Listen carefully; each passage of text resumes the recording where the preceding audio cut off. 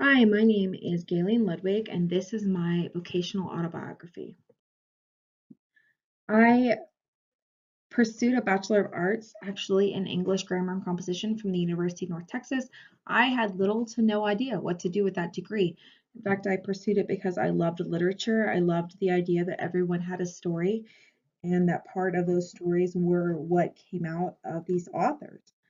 Um, so as a result of my lack of planning of what to do with that degree, I had a brief flirtation post graduation with restaurant management, and then I moved into inside sales.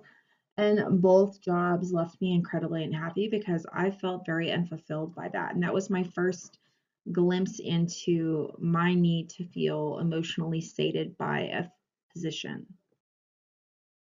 So we had the opportunity 8 months post Hurricane Katrina to go to New Orleans. And my husband moved into law enforcement, and I actually was given the amazing chance to move into the field of education, particularly secondary education.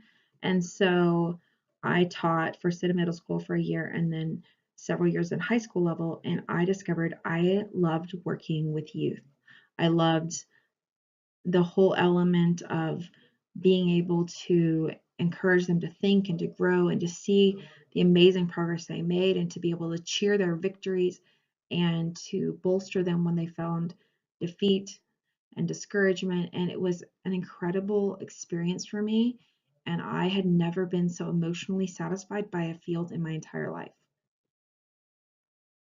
We did end up moving to Grand Junction, Colorado, and I had the opportunity to continue in secondary education. I still teach at a high school actually at this very moment in time, and I do love still working with youth. But there was a huge difference between the youth in Grand Junction and the youth in New Orleans. The youth in New Orleans had these enormous challenges that were just very obvious in your face, and it there were so many more of them.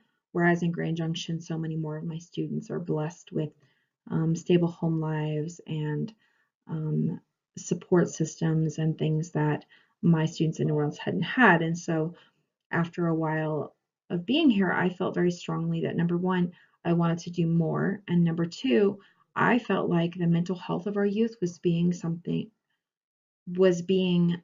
neglected in regards to the development aspect. And so that's how I happened to move into investigating the master's program here at CCU.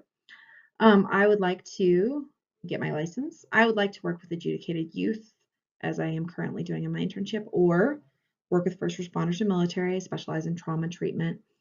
When I took the Jung typology, it felt so spot on. It was a little weird to read it and feel it was so incredibly accurate.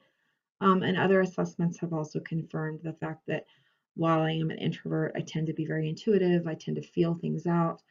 And my personal experiences have supported this development for myself, the idea of an introvert who can be extroverted when necessary. Culturally, I grew up in a very small town in Texas, conservative two parents. Because it was a small town, there was primarily a singular demographic. It was very limited on other ethnicities, cultures. My parents were very authoritative, and so I had limited experience to other worlds and other backgrounds. And consequently, when I married my husband, I moved kind of outside the prescribed circle that had been assigned to me.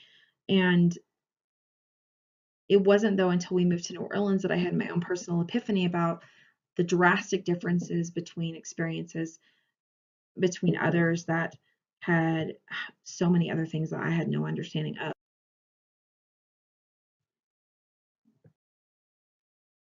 As far as theories and models for integration, I am strongly moving towards the idea of cognitive behavioral therapy because of the idea of choice, and that is something that will help me when I work with the youth that I am working with, encouraging those changing of patterns and behavior, and considering their ability to choose those.